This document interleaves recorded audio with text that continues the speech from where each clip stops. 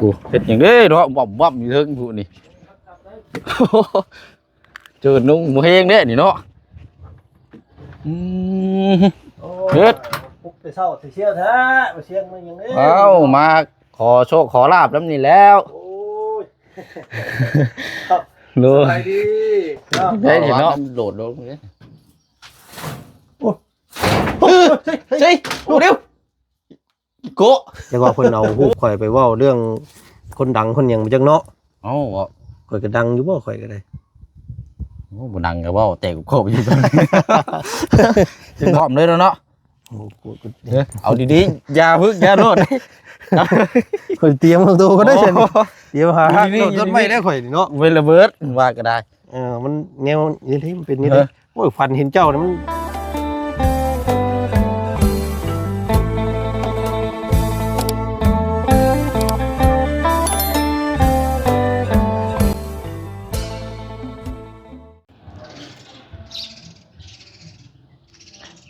มาพบมาเจอกันอีกคือเก่าพี่น้องเนาะถือว่าเป็นมื้อ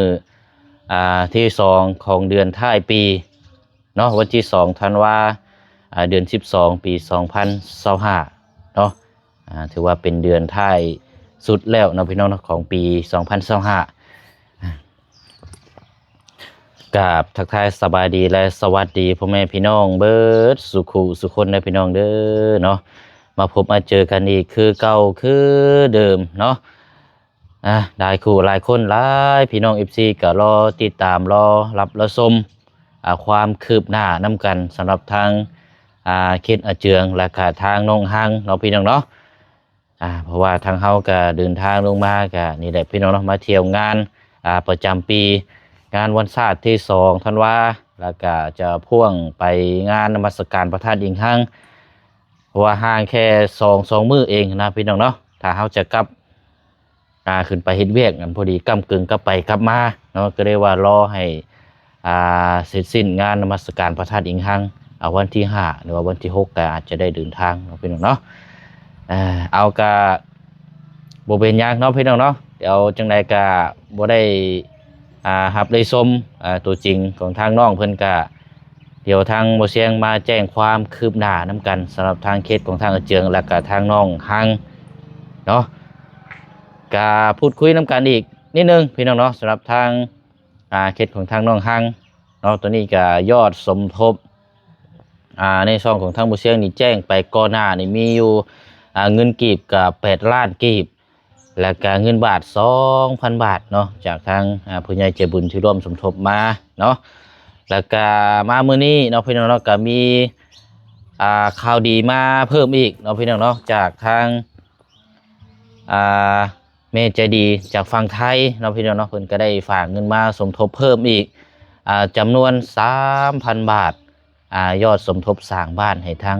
เจืองเนาะพี่น้องเนาะก็ถือว่ามีข่าวดีมาเพิ่มยอดรวมน้ำมันเชียงนี่ตอนนี้นี่เงินกีบมีอยู่8ล้านกีบแล้วก็เงินบาทนี่มีอยู่ 5,000 บาทนะพี่น้องเนาะถ้ารวมเป็นเงินกีบก็สิตกอยู่ประมาณ11ล้านกีบน้อยๆนี่แหละพี่น้องเอ้ยในตอนนี้นะพี่น้องเนาะถือว่าความคืบหน้านี่ขยับขยื่นมาเรื่อยๆแล้วนะพี่น้องเนาะมีแต่ว่าเฮาเดินทางขึ้นไปรอบนี้สิได้นัดหมายทั้งไอ้สร้างมาพูดมาคุยน้ำกันเนาะว่าราคานี่เท่าไรแล้วก็พร้อมดำเนินการเนาะเพราะว่าหลายคนพี่น้องก็ว่าให้ตั้งเสาขึ้นเลยเนาะเพื่อมีผู้ใหญ่ใจบุญเพิ่นอยากซอยเป็นวงกบประตูหน้าต่างหรือว่าหลังคาเป็นไม้ผาเชื้อราประมาณนี้แหละพี่น้องเนาะก็ให้ขึ้นโค้งห้างขึ้นก้อนประสานเนาะตามพี่น้อง FC แนะนำมาทางผู้เชี่ยวชาญก็ได้ตอบคอมเมนต์ไปเนาะพี่น้องเนาะ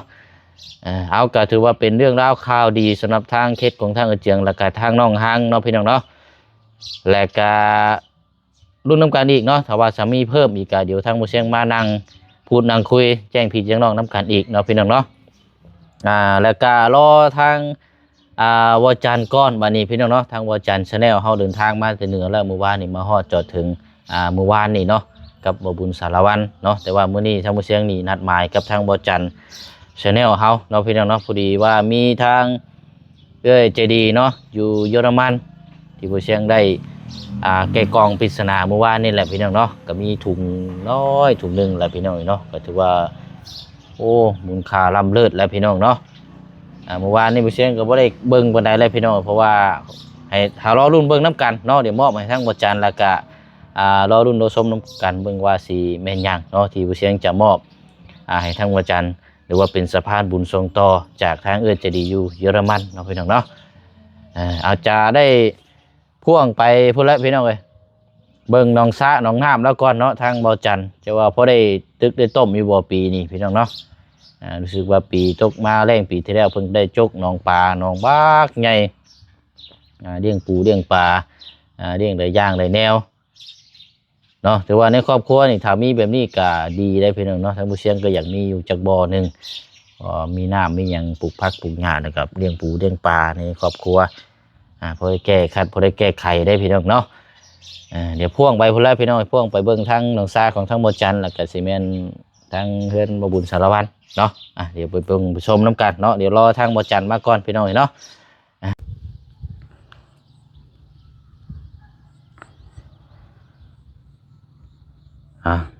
มาฮอดจอดถึงเป็นที่เรียบร้อยพี่น้องเนาะทางเข่าเฮือนของทางบ่บุญสารวัตรป้าพี่น้องเนาะถือว่าอยู่ใกล้อยู่แต่ว่าบ่ได้แวะย่างเขามาเนาะตั้งแต่ทางไอ้ดำมาแต่ฝั่งไทยเนาะมาในกับบ่มีเวลาพี่น้องเนาะในกับบ่ได้มาเบิ่งเลยเป็นบ้านใกล้เฮือนเคียงอยู่เลยพี่น้องแต่ว่าบ่มีเวลาเนาะว่าต่างคนต่างไปคือเฮาทำฮู้น้ำกันนั่นแหละเนาะนอกจากวันเวลาที่จะนัดพบเจอกัน ทางวัจันทร์พุ่นได้พี่น้อยมาฮอดได้พุ่นอยู่สวนหนองน้ำเราป้า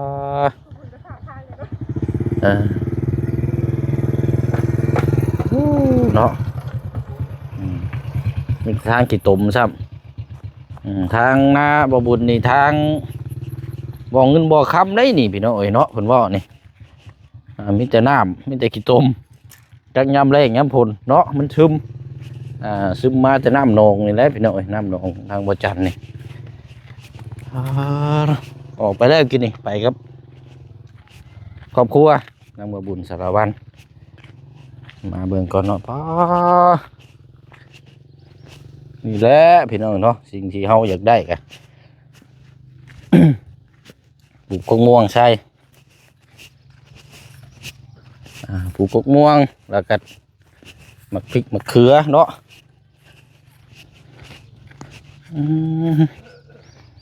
เอาก็ถือว่านี่แหละพี่น้อยเบิ่งมุมน้ำกันอีกนี่เฮือนบ่บุญในกระหันมาครัวนี่ก็แม่นเฮือนบ่เสียงนี่หลังนี่แหละข้ามไปนี่ขึ้นมาทางนี้ก็เป็นหมู่บ้านโรงเรียนตลาดนัด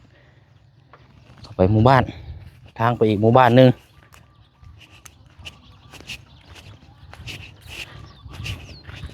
เป็นตัวอย่างมันนี่กี่ดีเนาะ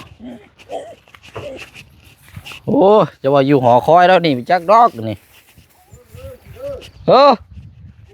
อยู่ถึงบ่โอ้ยครั้งแล้วข่อยบาดเห็นครั้งแรกเล่นนี่เห็นอยู่แต่บ่ได้เคยขึ้นมาจักเทื่อหอคอยนี่นอนหากระตื้นอ๋อถือว่าเป็นหม่องสถานที่จุดชมวิวแล้วก็แบบเอ้าบ่ได้อยากเข้าอยากขึ้นไปเบิ่งได้นี่เฮ้ยนี่มันบ่อนั่นบ่นี่ โอเคอยู่บ่กูเฮ็ดหยังเด้เนาะวับอยู่เทิงผู้นี่ เจอนุ่งบ่แฮงเด้นี่เนาะโอ้เราเฮ็ดคักอยู่นี่นี่เนาะโอ้ขึ้นน้อยค่อยนางได้บาดนี่ขึ้นมาเทิงไปเดี๋ยวอยู่ดุมก็เป็นหอคอยเฮ็ดปุ๊บไปเศร้าสิเชี่ยวแท้มาเชียงมันยังนี้มาขอโชคขอลาบแล้วนี่แล้วโอ้ยรู้ไปดีได้เนาะมาขอโชคขอลาบมาเบิ่งมาดูน้ำลูกปูนี่แหละต้นไม้ต้นตอกบ่โดยเคยมาเจอบ่เป็นครั้งแรกเด้ดิสิมาหาปูนี่ใช่นะเจอเนี่ยพี่น้องเอ้ยบ่ได้ทำความสะอาดไว้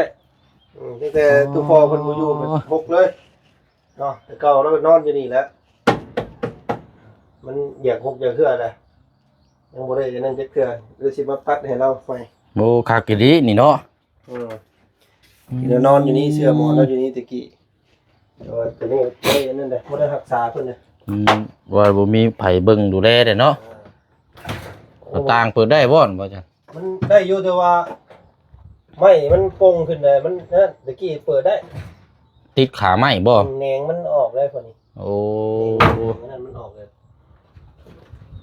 เปิดบ่ได้พี่น้องเอ้ย โอ้เนาะมีเครื่องเสียงน้ำเนาะ เสียงน้ำ ตึ๊ดตึ๊ด เขาดาวปฏิกันอยู่นี่ก็ได้ โอ้เขาดาวเนาะมันบ่ฮักบ่เฮ้ย โอ้ยก็ รับน้ำหนักได้อีบ่ดิ ว่าได้เนาะ เนาะง่วนเบิดเขาเฮ็ดดีๆรถโยฮาวนี่รุดนะกูเหนื่อยลงได้แท้ ผมบ่ได้สมแซมใหม่ครับพี่น้องเอ้ยเนาะต้องเบิ่งใหม่กันอีกก่อน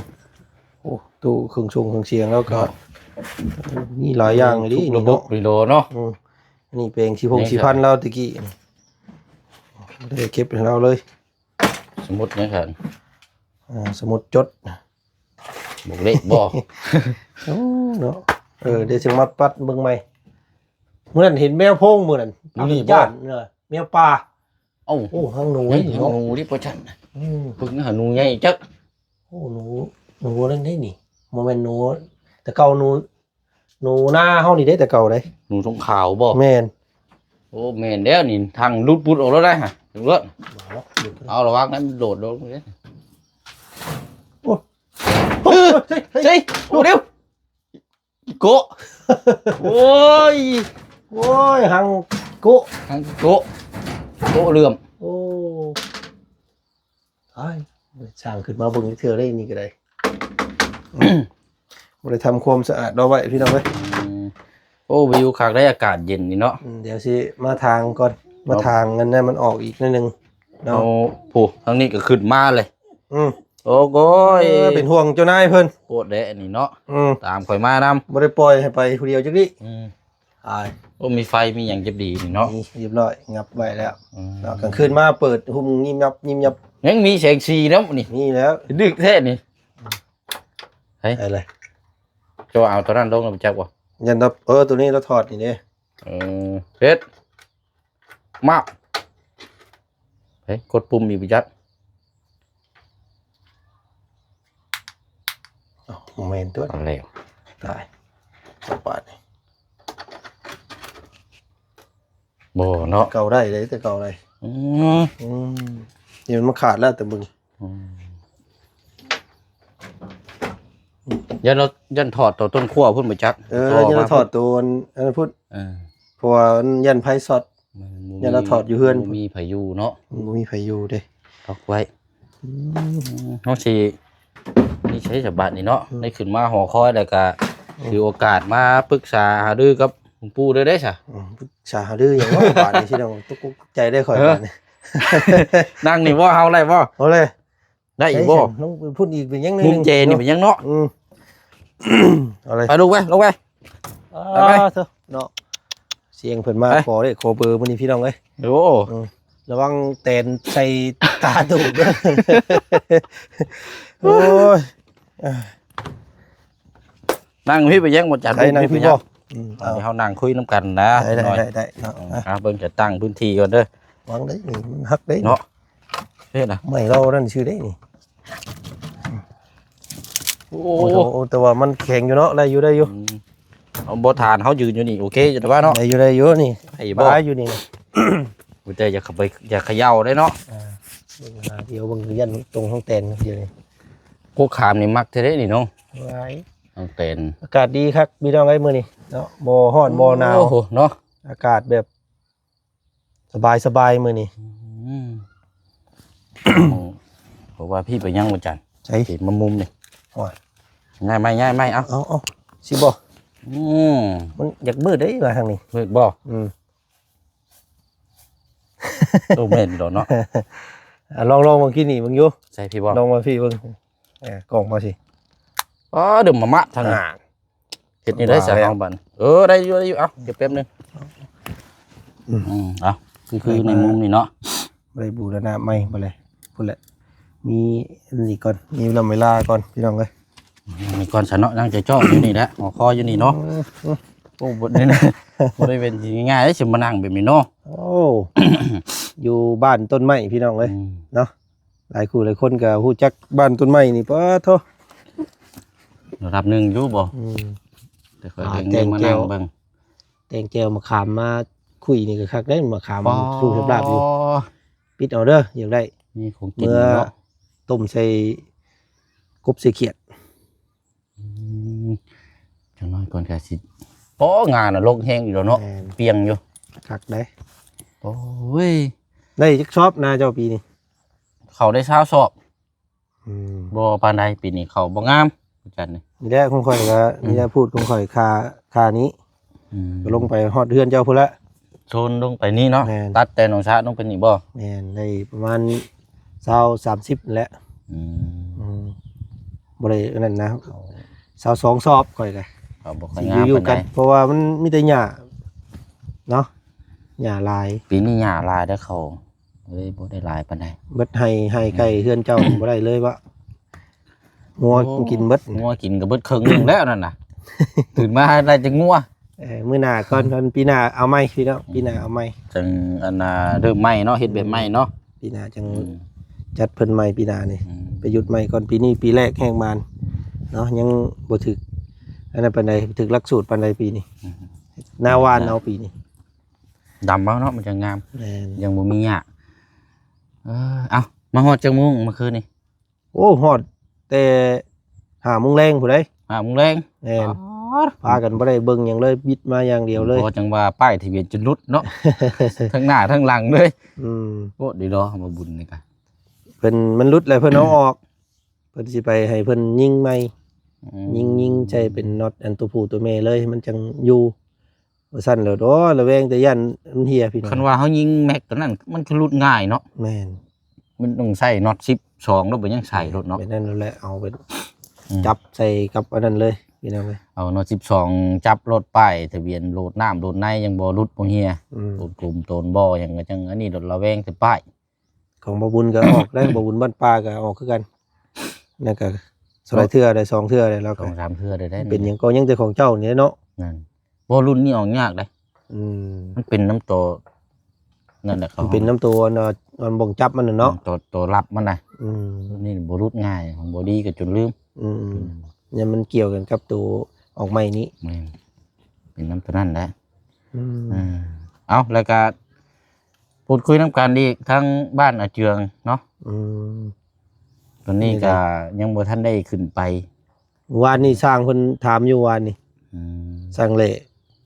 เราว่าโอ้เราว่าเฮือนขนาดเท่าใดเราว่า อืม เดี๋ยวสิคิดไล่ให้เด้อเราว่าถามอยู่น้ำคลิปเบาบุญสารวัตรเพิ่น เนาะให้เราทำหูนํเพราะว่า อืม ว่าจะขึ้นไปรอบนี้ก็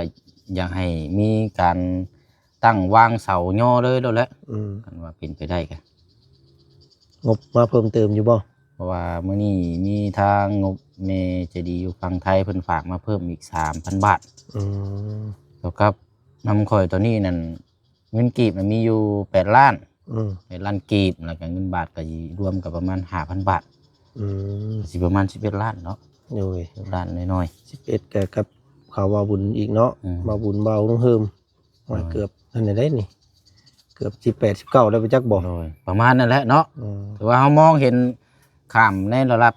ค่าสร้างได้ก็มีแต่ขึ้นไปรอบนี้อาจจะได้เอาสร้างมาพูดคุยแล้วก็ครึ่งแล้วบัดนี้เนาะ แต่ว่าเพิ่นจักสิเอาเท่าไหร่ได้สร้าง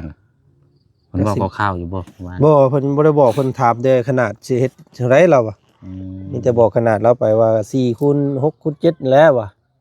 ทรงโมเดิร์นโอ้เดี๋ยวสิ อืม คิดไล่ให้เด้อล่ะว่าพี่น้องยังบ่ทันได้เรายังบ่ทันได้ระบุก็สิราวๆบ่เกิน15ดอกข่อยว่า ประมาณนี้แหละเนาะ อืม เพราะว่าคือเฮือนกวางยาวนี่สิซ้ำกับเฮือนทางเบาบ่ทันป้องเฮ็ดให้มีตู้อยู่บ้านเทิมๆมันนะพี่น้อง ทรงแบบนั้นเลยบ่ ทรงโมเดิร์นแต่ว่าหาก คันเรื่องห้องเรื่องหยังจังว่ากันอีก เรื่อง เนาะ ของเรื่องหยังจังว่ากันแต่ว่าทรงสิเฮ็ดแบบนั้นกว้างความยาวขนาดสำคัญเราจ้างสร้างนั่นแล้วบ่เลยได้ทาสีท่าหยังคือว่าครบเสร็จบ่เลยนะ อืม 13 ล้านกีบ โ โอ้พร้อมขึ้นอยู่นั่นเนาะ พร้อมขึ้นอยู่เลยทาสีมันก็ประตูหน้าต่างเรื่องมากๆแบบพร้อมใช้งานเลย13 ล้านกิกแล้วบ่นะอันนี้เอาก็เผื่อไว้ประมาณ15 ล้านเนาะ แม่นยันสร้างมันบ่คือกันเนาะ แม่น สูบส่งก็จังคิดไล่อีกบ่เลย แม่น มันลงมันไหลขึ้นเนาะ โดย อันประธานป้องเพิ่นเอาขึ้นทั้งข้างเนาะ ขึ้นข้างๆเป็นบันไดทางเฮานี่สิขึ้นทั้งตะหนาเลยบ่หรือว่าแบบใดเนาะเดี๋ยวเบิ่งนำกันอีกเพราะว่าเฮือนทางอาเจืองนี่สิเป็นรูปทรงแบบใหม่เนี่ยเพราะว่าเฮือนปูนเสาต่อส่วนหลานเฮาใช้ตะเกียงตั้งพาบากเสาแล้วกับขนาบมันกันตั้งขึ้นเลยเด้ตัวนี้เฮาสิตั้งเสาไว้ก่อนเนี่ยให้มันแข็งโตมื้อหน้าจังให้เพิ่นประกอบเข้าอีกเนาะมันสิคล้ายๆสิเป็นทรงรูปแบบที่บ้านน้องโมอยู่บ้านพ้นซิมเขาปตาเฮ็ดให้แหละคล้ายแบบนั้นแหละขึ้นเสาปูนต่อเสาต่อเนาะเสาคางคาบข้อ2เป็นไม้ขึ้นไปบาดครับเอาติดตามเบิ่งเนาะ ติดตามเบิ่งนำกัน ติดตามเบิ่งว่าสินี่ใดยอดสมทบกะดังพี่น้องเพิ่นก็ว่าให้ขึ้นตั้งขึ้นโครงสร้างขึ้นเลยบ่ต้องนั่นก็ได้เพิ่นว่าทั้งเทื่อเพิ่นเห็นตัวใดขาดเลยทั้งเทื่อผู้ใหญ่เพิ่นอยากซอยเข้ามาคือตอนนี้ยังบ่ทันได้เห็นโครงสร้างเลยอาจจะยังชะลอก่อนนะตามพี่น้องเพิ่นแนะนำมาแต่หลักๆก็คือให้มันพอค่าสร้างเนี่ยเนาะมีค่าสร้างเนี่ยเฮาบ่พออุปกรณ์เฮาถ่ายยามใดก็ได้แม่นอันนี้มันให้ค่าสร้างได้ก่อนนะค่าสร้างครบก่อนเนาะเดี๋ยวเพิ่นเบิกเพิ่นยังไปซื้ออุปกรณ์ครับบ่มีให้บัดมันสิยากเด้แม่นบ่ได้บิดงานบุญเนาะนมัสการพุ่นแหละพระธาตุมื้อใดวันสุดท้ายวันที่5โอ้มื้อนี้วันที่3ที่2อีก3มื้อเนาะหลายมื้ออยู่ได้อีก 2-3 มื้อพุ่นแหละ3มื้อพอดีแล้วเนาะเก็บเวียกในเฮือนในศาลครอบครัวแม่นอยู่นำเฮือนนำศาลก่อนปัดกวดเฮือนศาลลานเป็นให้อบอุ่นก่อนเพราะว่าเฮาเดินทางไปก็มันก็ไกลแน่นะเพื่อได้มาไปถึงแน่ฝันดีว่าเมื่อคืนโอ้ข่อยพันเห็นเจ้าเมื่อคืนนี่บ่ได้ตั้งเว้าเอาได้ฝันเห็นค่อยบ่แท้บ่ได้เว้าดีได้เว้าดีพันนะพันแบบได้พันปุ๊บแล้วก็มื้อเช้านี่เจ้าโทรหาข่อยเลยนะอะไรว้าวตื่นขึ้นมาหัวพันซ่อนหัวขึ้นมาเลยแบบพันคล้ายๆแบบเจ้าถ่ายรูปข่อยนี่แหละถ่ายรูปนำกันแบบสิบ่แบบบ่เจ้าถ่ายข่อยนะข่อยผู้เดียวนะถ่ายแล้วสิมีคล้ายๆที่ FC อยู่ทางฝั่งไทยฝั่งหยังนี่แหละเพิ่นเอาขึ้นมาเว้าเรื่องแบบว่าบ่ค่อยนั่นปานใดสินะมันถ่ายรูปข่อยเอ้าว่าเสียงเจ้าคือถ่ายรูปข่อยไปซี่ว่ะแล้วเจ้าก็ว่าโอ๊ยสิเป็นหยังถ่ายรูปซื่อๆว่ะประมาณนี้เนาะประมาณนั้นแหละถ่ายรูปซื่อบ่เป็นหยังหรอกว่ะแล้วข่อยก็ว่าโอ๊ยว่ะเนาะเดี๋ยวเพิ่นสิเว้าข่อยได้ว่าซั่นนะจักสิเว้าหยังถ่ายรูปซื่อมันเฮามาคิดบางทีก็ถ่ายรูปซื่อๆเนาะข่อยฮู้ใส่หมวกแล้วก็ใส่เสื้ออันถ่ายแน่เห็นว่าก็ต้องเขาถ่ายคนหลังแน่ข่อยฮู้ถ่ายเสื้อชื่อนะข่อยแต่ว่ามี FC เพิ่นมีช่องเพิ่นอยู่ทางไทยทางหยังนี่แหละเพิ่นเลยโทรเพิ่นเลยบอกว่าเอาขึ้นมาเว้านะพวกเฮาจังนี่แหละพี่น้องเอ้ยแล้วข่อยก็เลยว่าโอ๊ยว่ะแต่ว่าฟันดีได้แบบนี้เนาะแม่นบ่ฟันดีบ่จักว่าเพิ่นเอารูปข่อยไปเว้าเรื่องคนดังคนหยังจังเนาะข่อยก็ดังอยู่บ่ข่อยก็ได้บ่ดังก็เว้าแต่โคบอยู่ตอนนี้จังหน่อยกันขอคอยดิฮักลูกดีมันสิบ่แฮงนี่โอ้พันดีๆว่าเสียงไงเนาะพันเห็นเจ้าแล้วเมื่อคืนนี่พันแล้วก็ซ่อนมือเลยได้ตอนเมื่อกี้นี่บ่ได้อันเว้าลิ้นบ่ยักอันนี้เนาะบ่ได้เว้าลิ้นเว้าดีแล้วมีแต่รูปซื่อเฮ็ดนี่ได้ฉบับนี้คันว่านั่นก็มันก็อยู่ในความบังเอิญนี่รอแล้วบ่อยู่สิมาฝันเห็นแม่นจักสิว่าได้จังว่าจักสิแปลหยังเขาเว้าเลขออกเลยสิแปลเรื่องเลขอยู่แต่ว่าโมเมนต์มื้อนี้บ่แม่นมื้อนี้นะบ่แม่นถือกันอยู่บ่วานนี่เนาะพี่น้องเนาะได้กันอยู่บ่ถืออยู่ฮะถืออยู่ข่อยถือหลายบ่ถือกินโอ้ถือกินตลอดเนาะบ่ได้จ้ะถือข่อยก็ชื่อว่านี่บ่ได้วานนี่พี่น้องเอ้ยชื่อว่านี่ก็บ่ใกล้เลย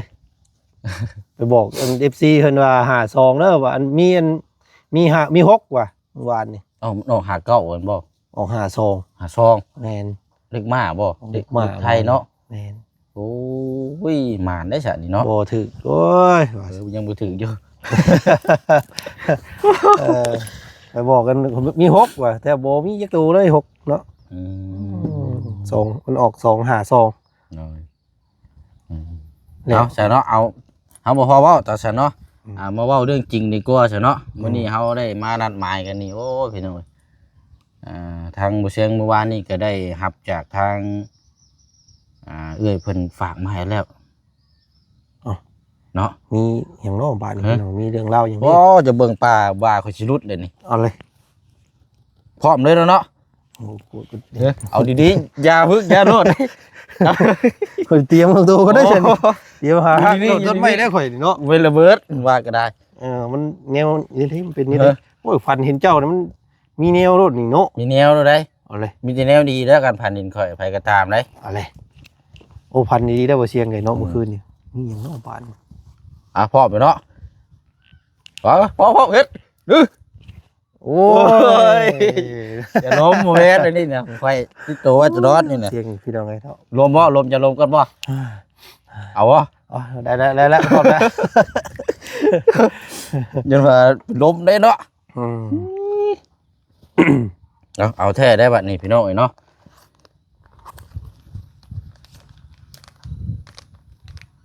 มีอย่างน้องบ้าน จักเป็นหยังได้เบิ่งน้ำกันนี่แหละน่ะช่องถุงสีแดง เอาเลย ๆอันนี้ข่อยมอบให้เจ้าเบิ่งเดี๋ยวก็เบิ่งน้ำกันเด้อ แบบซี่แล้วเมื่อคืนนี่เจ้าเว้านะ แบบนี้บ่ แต่ว่าเป็นโทรศัพท์ จะเป็นโทรศัพท์ นี่ว่าจันเพิ่นว่าเบิ่งแน่นี่เพิ่นว่าแบบนี้เลย แบบนี้เลย วิดบ่ไปชนะแบบนี้เนาะ แบบนี้แหละแบบนี้เลย เอาคันว่าแบบนี้ดอกก็ฮับเอาก่อนได้ เอาเลย เอาเด้อเบิ่งก่อนแม่นบ่ซื้อเจ้า โอ้เบาจันเนาะ อ่า อ๋อพี่น้องเอ้ยว่ามันคือสีนักแค่เนาะ เอาคออยู่ว่าเขาสิรุดเลยนี่ เอาเลย นักเด้เบิ่งเด้อมันยังนี่อ่านเบิ่งเด้อ ว่ามันคือถุงอันยังก็ถุงคือถุงทองถุงยังแท้นี่บ่เชียงอู้เมนบ่นี่คือบ่กล้าแกะได้นี่ ให้เขาอ่านบ่ อ่า คือตาคือสีลายๆเนาะ เอาเลย แกะกีตาร์ก่อน ห้างทองยังก็นี่ ห่างทองหัว เฮงลุง เฮงลุ่งเนาะ มันสิบ่มันแม่นบ่ว่าเสียงมันสิได้ทองในมันก็สิคืออยู่บ่นี่ อันนี้แล้วเมื่อวานนี่ข่อยก็ โอ้น้ำหนักเด้ หักนักกว่าจันนี่ แกะได้เจ้า บ่ แกะ เจ้าเลย นะ บ่ได้ของเจ้าได้ชื่อเจ้าได้แกะเนาะ โอ้พี่น้องเลย เอาเบิ่งน้ำกันก่อนซะจัก ไหน นัด เนาะเบิ่งก่อนโอ้มาอันเพิ่นฝากมาแต่ทางใดเอ้ยทางใดอันนี้ให้นี่ ทาง เสียง เอ้ยเพิ่นมาแต่เยอรมัน อื เนาะเพิ่นเป็นทางที่คนไทย โอ้โหโอ้มือจนสั่นบาดนี่พี่น้องเอ้ย ว่าในอันหมักตุ่มนี่จะรุดได้นี่ เนาะ ตุ่มแขน เบิ่งน้ำกันสิพี่น้องเอ้ยโอ้ นี่แต่กระเป๋านี่ก็บ่แห้งเลยนะ เนาะ ผมงาม ว่ามันคล้ายๆห้างทองห้างหยังนี้บ่เสียงเอ้ยนี่ นี่ยังไงอยู่ เด้อ เอา1 2 โอ้ อ๋อมีหลวงปู่อีกไงบ่จันนี่หนูมือแม่บ่จันหนูมือแม่ ใช่นี่เบิ่งครับพี่น้องเอ้ยโอ้ มือแม่ สาธุพี่น้องเอ้ยเนาะ หลวงปู่ บุทวด หลวงปู่ทวดได้นี่ อืมโอ้มีแต่อักขระทางนี้พี่น้องเอ้ย ปู่ทวดรุ่น ปีหยังอันนี้บ่ฮู้เด้อข่อยเด้อ 2,000 เจ้าฮู้ว่าอันเป็นเลขไทยครับ 2,500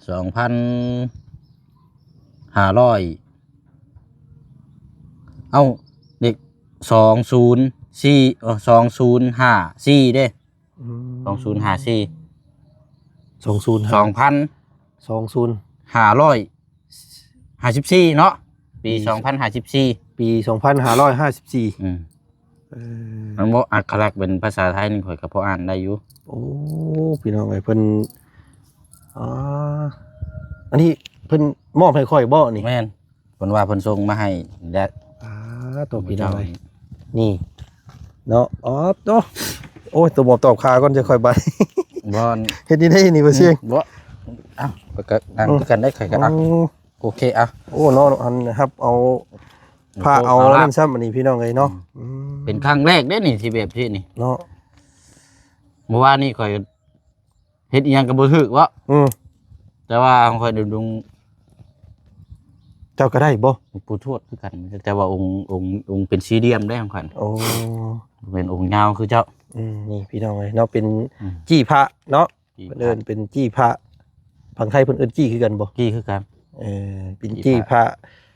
เคลือบโอ้ยพี่น้องเอ้ยทองเทพจักอันนี้เนาะ อันนี้ต้องข่อยพี่เพิ่นก็บ่ได้บอกได้ว่าแท้บ่แท้นี่นะข่อย เพราะว่าของข่อยเมื่อวานนี่ก็ทั้งอันพี่ใจดีอยู่เยอรมันแต่ก็เพิ่นฝากมาให้ทั้งพี่อีกคนนึงนี้ฝากมาส่งต่อฝากมาให้ข่อยต่ออีกนะแต่ว่าบ่ได้ฮู้ว่ามีแต่ว่าคันว่าอยากฮู้กันบ่แล้วเข้าห้านทองพุ่นแล้วเฮา ติ ให้เป็นช่องเบิ่ง โอ้นี่ได้ก็ย่าได้ข่อยพี่น้องเอ้ยเนาะเอ้าสิรับไว้สิบูชาในตัวไว้นี่ได้ซะพี่น้องเป็นสิริมงคลเนาะเป็นสิ่ง สิได้แข ศั น กดิ์สิทธิ์ แขนใช้ได้แล้วบัดเพราะว่าบ่มีพระแขนอยู่คือเมื่อวานนี่ข่อยก็แขนได้เมื่อวานนี่ก็ เขียนแต่นี่ข่อยก็ได้พี่น้องเอ้ยเขียนแต่เดทซื่อ เด่นเงินบ่ เด็ดเงินเนาะซื้ออยู่สะพานพุทธด้วยนี่ สมัยไปเฮ็ดงานอยู่หนองแคม อ๋อจักปีแล้ว โอ้หลายปีเลยพูดละ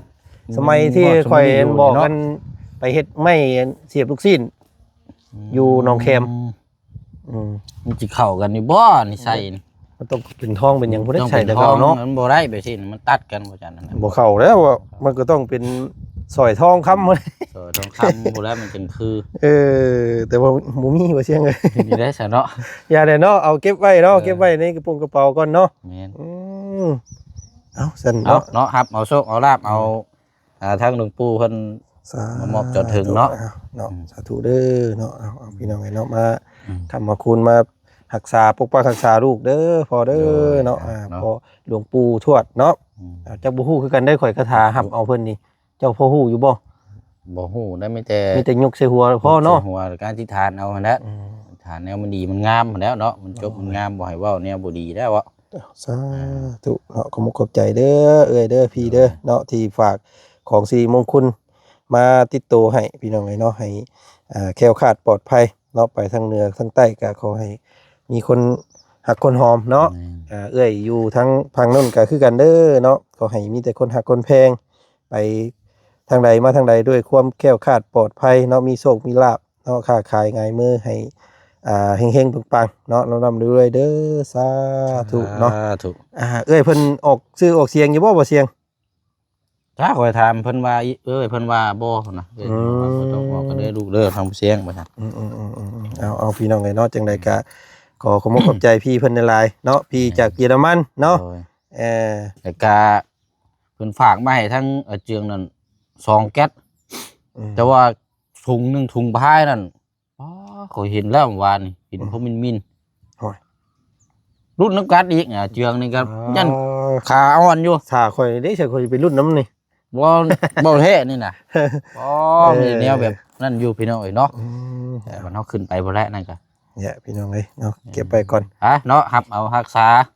ให้เพิ่นปกป้องรักษาทางมื้อเสียงก็รับเอาแล้วนั่นก็หลวงปู่ทวดคือกันเมื่อวานนี้โดยเนาะโอ้สิหนักๆเนาะโดยเอาพอดีแล้วสิพี่น้องก็สิได้เก็บไว้ก่อนหาเงินได้สบาทนี่ซื้อค้ำก่อนบาทนี่พอได้ใส่ประกอบใช่นี่แหละเนาะจังเข้ากันเนาะจังเข้ากันค่อยกันเก็บไว้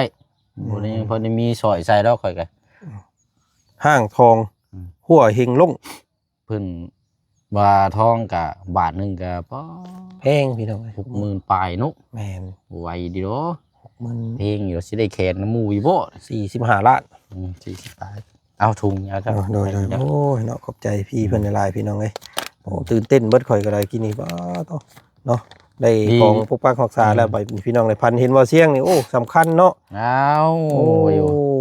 ดูดีแล้วพันปุ๊บมาปั๊บโลดพี่น้องเอ้ยนี่แหละบ่เบิ่งน้ำกันเพิ่นว่านี่แต่ว่าเป็นรูปข่อยเป็นรูปเจ้าเนาะอ้าวว่าเป็นรูปข่อยเจ้าไปถ่ายข่อยตอนไหนนี่วะรูปชื่อใดรูปแปลว่ามาเบิ่งสิบ่มาเบิ่งเห็นรูปเจ้าน่าเลยรูปข่อยโอ้ว่ะเป็นรูปนี่ถ้าเฮาตีความหมายนี่คือตัวแทน แทนเจ้าอยู่นี่คือหลวงปู่เพิ่นสิอยู่นำเจ้า บ่ ประมาณนี้ โอ้เอาถูกใช่พี่น้องเลยเนาะเอานี่คักแล้วบาทนี่ ไปซะเนาะเฮาได้มาพบนัดหมายกันอยู่นี่แล้วก็ยันว่ามีเวียกมีงานไปต่ออีกเนาะพี่น้องเพราะว่าสิเอารถไปเบิ่งไอ้ยมเมื่อวานนี่ไปก็บ่สำเร็จซ้ำทางเบรกกะ ไปดินทางไหนมื้อแรง อยู่วันศาสตร์นี่แหละที่2ธันวา ก็ติดรถติดรางไปนำได้รถรางยังบ่ทันมาอยู่พี่น้องเอ้ยบ่ทันได้วันประมาณวันที่10ที่15พุ่นแหละเพิ่นว่าเพิ่นนัดนะแต่ว่าภาวนาขอให้ว่าบ่ให้อันเพิ่นเลื่อนไปอีกก็แล้วกันเนาะเพราะว่าขาดเวียกขาดงานมาหลายเลยเล่นเวียกเล่นงานอันนี้ก็ยังข้างเวียกเมวันสุธิเพชรเพิ่นอยู่เนาะเพิ่นให้ซื้อต้นไม้ไปให้ไอ้โมอยู่พูนบ้านทั้งบ้านน้องเตพวกพี่น้องเอ้ย บ้านสันบ่ แม่น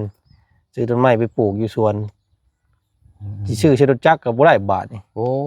เดินทางไกลได้สินั่น แม่นคือทีแรกนี่รถอันน้องนุ่งก็เพิ่นก็ไปเวียกเพิ่นพี่น้องเอ้ย เวียงง่ายเนาะ เห็นเราบ่เอาเท่าไปใช้เมื่อกี้นี่ แล้วว่าเอาป้ายไปยิงเราอ่ะ อือ ป้ายไปยิงอยู่รักแปดพุ่นแหละป้ายทะเบียนรถเราอะบ่บุญสารวัตร สิแหละพี่น้องเอ้ยเนาะมันก็ยากอยู่มันบ่แม่นรถเฮาเองนี่มันก็จักสิเนี่ยใดนะอาศัยโมก็สิอาศัยซำใดเนาะ บ่ได้ว่าอยากสิลงไปเยี่ยมทั้งน้องชายแน่เพิ่นบวชอยู่วัดป่ามหาวัน โอ้ เพิ่นเป็นพ่อขาวได้ 4-5 มื้อแล้ว น้องชายหลานบ่น้องอันน้องลูกพ่อตาเพิ่นนี่บ่ โดยลูกแล้วทั้งเพราะว่าบวชเป็นพ่อขาวก่อนถ้าว่าอยู่ได้แต่ทางญาเพิ่นจังว่าเบิ่งพฤติกรรมก่อนเดี๋ยวจังถ้าว่าดีก็จังบวชเป็นพระหรือบ่เป็นจัวนะว่าอยากบวชต่อ จังไดก็เนาะขอบมุกขอบใจทั้งบ่เสียงคือกันเด้อเนาะเอาของสิริมงคลมาให้มื้อนี้เนาะให้ทั้งบ่เสียงก็ไปทางใดมาทางใดก็แคล้วคลาดปลอดภัยเด้อบ่เสียงเด้อสมความร่ำรวย ถูกเนาะ พี่น้องเดี๋ยวขึ้นเบิ่งเคสน้องเจียงนํกันเนาะให้มันแล้วมันทั่วเนาะ โดยนั้นอย่าปะอย่าทิ่มกันได้เบิ่งนํกันหั่นแหละทั้งน้องเพิ่นก็ขยันเนาะแต่ว่าหากเราติดตามเบิ่งนํกัน แม่น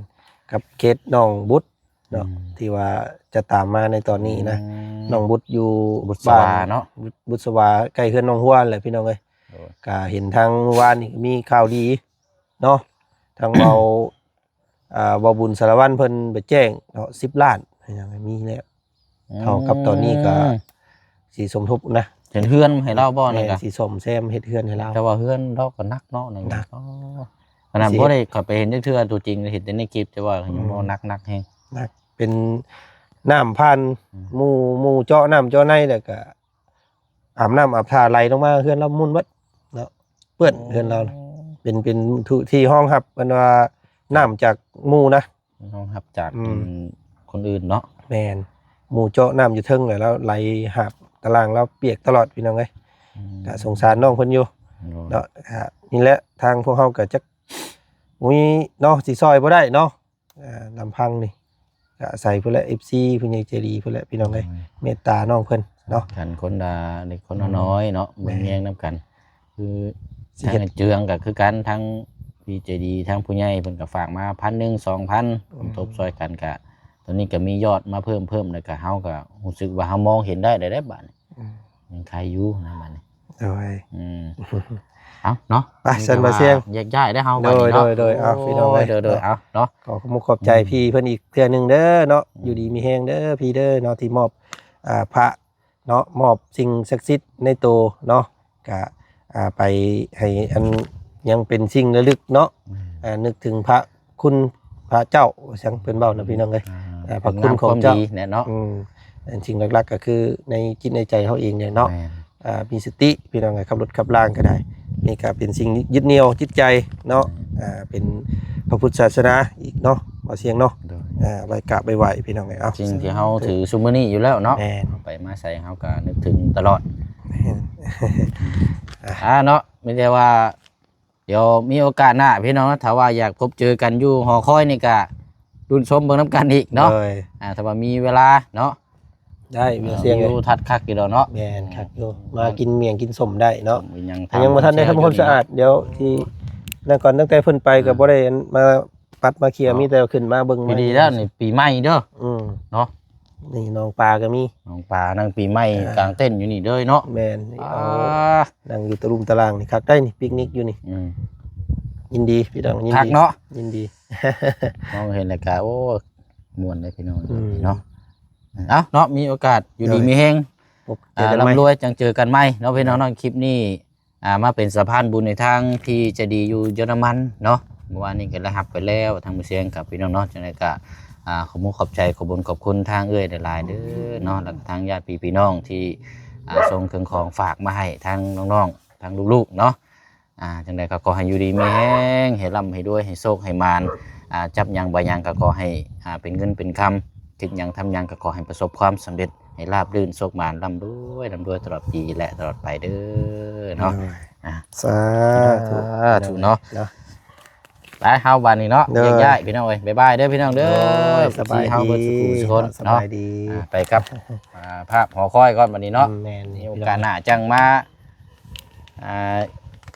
พูดคุยน้ำกันไหม โดย